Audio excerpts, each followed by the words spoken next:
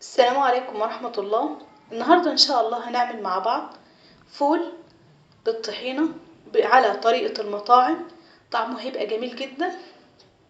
المكونات عندي طبق من الفول ده أنا مدمساه في البيت، هضربه في الخلاط، يعني مش هضربه كتير، يعني هضربه كده ضربتين 3 على أساس إنه ينعم معايا. جبت طاسة عندي، حطيتها على النار وضفت فيها حوالي 3 معالق كبار من الزيت، وهنزل عليها بنص حباية من الفلفل الرومي الحار زي ما احنا شايفين كده.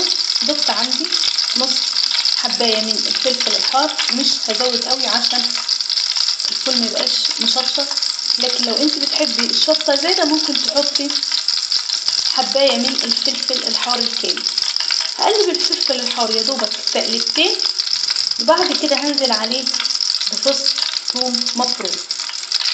هنا انا نزلت عند فص الثوم المفروم وهديله برضو يا دوب تقلبتين على اساس ان لون الثوم يتغير ويبدأ تطلع ريحته معايا.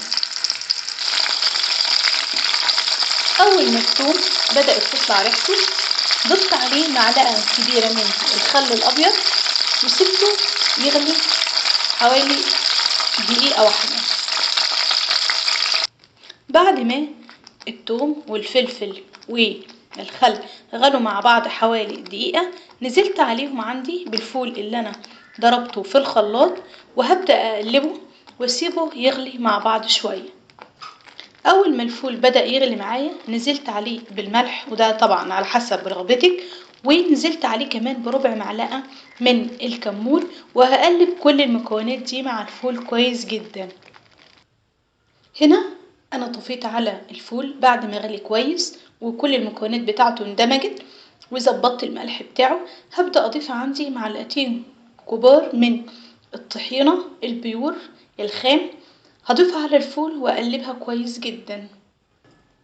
بعد ما قلبت الطحينة كويس جدا في الفول، ولو احتاجت عندي حبة من المية عشان الفول ما يكونش سميك، بضفت عليه حوالي 4 معالق من المية وقلبتهم كويس جدا. وطبعا السمك ده بيعتمد على رغبتك. قلبتهم كويس جدا مع بعض، وبعد كده هضيف عصير نص ليمونة. طبق الفول بتاعي بعد ما ضفت عليه نص عصير الليمونة وقلبته كويس جدا، وبعد كده غرفته وزينته بالمخلل زي ما احنا شايفين. المخلل جنبه بيبقى جميل جدا.